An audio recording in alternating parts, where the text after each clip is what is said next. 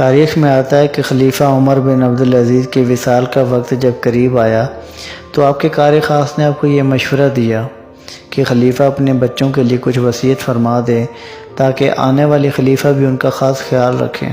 تو اس پر عمر بن عبدالعزیز نے وصیت سے انکار کرتے ہوئے یہ کہا کہ میں جو اپنی اولاد کے لیے وراثت میں چھوڑے جا رہا ہوں وہ وصیت سے کئی درجہ بہتر ہے، اور جب آپ کا وصال ہوا تو آپ کے درکے میں کل 18 دینار تھے۔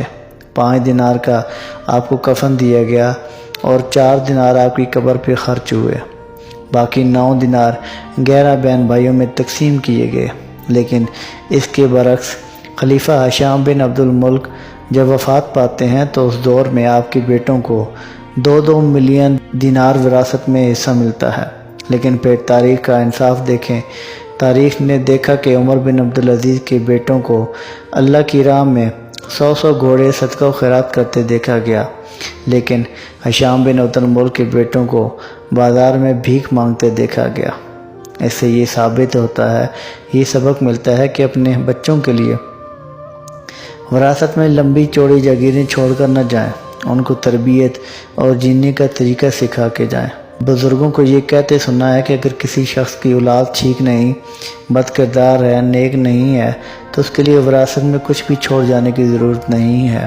وہ آپ کی محنت سے کمائی ہوئی دولت کو ضائع کرے گا، اپنی عیاشیوں میں خرچ کرے گا، جو آپ کی جان پہ وبال ہوگا۔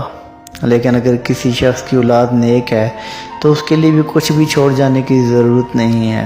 جو کچھ آپ کے پاس ہے بیچ باچ کے اس کو قابل بنائیں تاکہ آنے والے دنوں میں خود اپنے لیے کچھ بنا سکے۔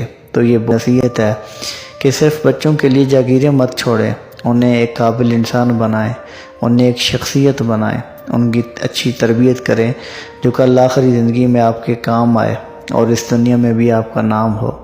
اپنا بہت سا خیال رکھیے، دعاؤں میں یاد رکھیے۔ سلام پہنچے۔